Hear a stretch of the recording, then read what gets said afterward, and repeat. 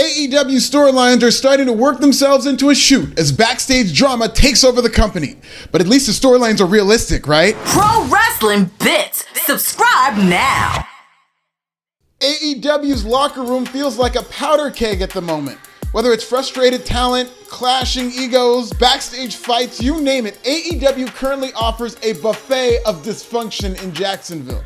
Let's start with an honorable mention in CM Punk versus Colt Cabana. I don't even have to tell you, but this is about backstage drama, so you know CM Punk is about to be all over this video. If Backstage Feuds were the NFL, CM Punk would be a 10-time All-Pro.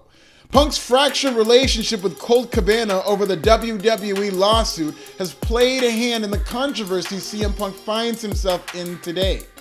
Many in the AEW locker room reportedly feel Colt Cabana's disappearance from television is Punk's fault, but CM Punk reportedly insists that is not the case, so we'll keep this an honorable mention for now. How about Jonathan Gresham versus Tony Khan? An honorable mention because this rift has gone largely silent since Gresham walked out of AEW. Per reports, Gresham cursed out Tony Khan over his booking as ROH World Champion and lack of communication, something which Khan addressed by expanding his executive team. Gresham and Big Swole were the OGs when it came to calling out Tony Khan, but now here comes MJF to Elvis Presley a feud with Tony Khan away from them. If and hopefully when Gresham resumes his wrestling career, it'll be interesting to see where he goes next. Please let it be NXT. Our final honorable mention is AEW lawyers versus WWE. AEW Chief Legal Officer Mega Perek sent a legal letter to Stephanie McMahon and Nick Khan warning them not to tamper with AEW talent. This after AEW may or may not have tampered with Keith Lee, Jeff Hardy, MJF, and Thunder Rosa, and Brian Pillman Jr., and Jon Moxley. Who knows? The list goes on and on. AEW sending WWE a legal letter about tampering is like CM Punk sending Kanye West a legal letter about his ego. This is simply a case of the kettle calling the pot AEW dark. Now, speaking of CM Punk, Cousin Phil starts off this list with a budding feud against none other than Bobby Fish. In an interview with the two-man power trip, Fish had some cryptic bars for people who, quote, just happen to be a success wherever they go, but they do it the same way. They backstage politic their asses off and they shit talk people and get people fired, and they do. It's just dirty, end quote. The comment section was like, ooh, he's talking about Punk! Days later, during CM Punk versus Jon Moxley, Fish got his Beavis and Butthead on by roasting CM Punk's head kick while watching along, telling Punk to leave it to the professionals. By speaking out and going after AEW's Golden Goose, is Fish trying to force himself out of a contract to go back to Papa H's WWE? Is he having a little fun, or maybe he's just going into business for himself and trying to get a big match against CM Punk?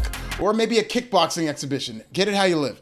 MJF versus Tony Khan blew up over Double or Nothing weekend, reached its crescendo days later on AEW Dynamite Inglewood, and then dissipated faster than a CM Punk World title match.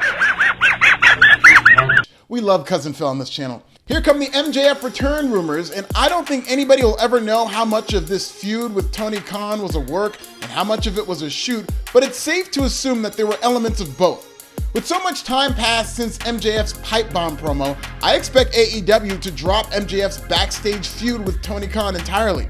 Hopefully, AEW took heed of that lack of a reaction to Max Caster's bar about backstage talent meetings and realized that a lot of people don't follow dirt sheet gossip, even among AEW's hardcore fan base. Having said that, MJF already did cut a pipe bomb promo, just like CM Punk. So if CM Punk won the AEW World title at All Out, wouldn't it be poetic for MJF to challenge Punk in an attempt to win the AEW World title and leave the company with it, like Punk in 2011? Thunder Rosa and Britt Baker continues to be a tense, life-imitating art storyline between two wrestlers whose disdain for one another is palpable every time they share a screen, even when they don't.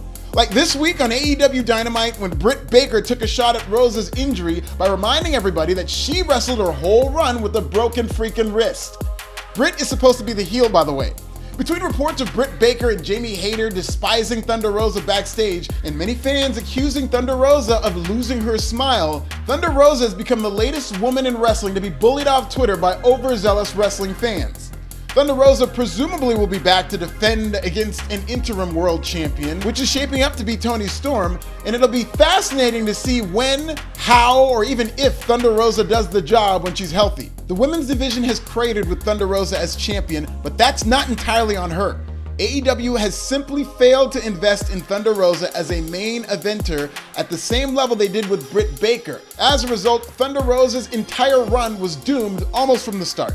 CM Punk is back in the number 2 slot due to his feud with Hangman Page. Punk opened AEW Dynamite a couple weeks back by calling out Hangman Page in a shoot. This opened the floodgates for a series of backstage issues and reported unhappiness revolving around CM Punk. Tensions have gotten so bad backstage, it warranted a talent meeting led by Tony Khan.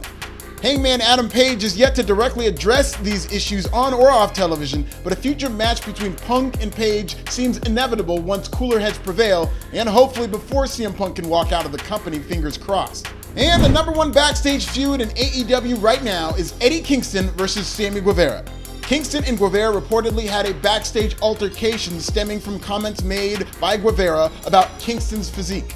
This is not the first time Sammy Guevara has ruffled feathers backstage, as he was sent home from an Impact Wrestling taping last year due to creative differences. Kingston was quietly suspended from AEW television, and now I'm starting to notice a theme here of storyline feuds degenerating into real-life shoots. That's on Tony Khan. Reality-based storylines are intriguing to watch, but they've become AEW's bread and butter. And the more AEW leans into the dirt sheet rumors and real-life drama behind the scenes, the easier they will manifest themselves into real-life tensions between the wrestlers. Sammy and Eddie are feuding on TV about Eddie Kingston's physique, fighting backstage. Thunder Rosa and Britt Baker are feuding on TV about sandbagging, which is an insider term about 2 wrestlers not cooperating with one another in a scripted match. Oh, by the way, reports are coming out that Thunder and Britt hate each other backstage. CM Punk and Hangman Page had a worked shoot promo on live TV, and now it's becoming an issue backstage. Are you starting to notice a trend here? Next time, instead of a feud about how the locker room feels, or sandbagging an opponent, or promos calling Tony Khan a f***ing mark, maybe AEW Creative can, get creative with a completely made up reason as to why these wrestlers are fighting, one that relates to everyday people and not just the Twitter comment section. The solution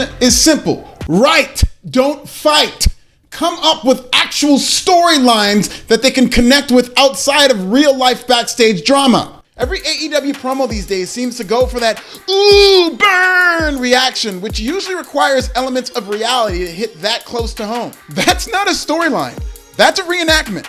Maybe if these fake wrestling storylines were a little faker, it wouldn't be so easy for them to generate real-life animosity. What's your favorite backstage AEW feud right now? Can't the AEW locker room just get along?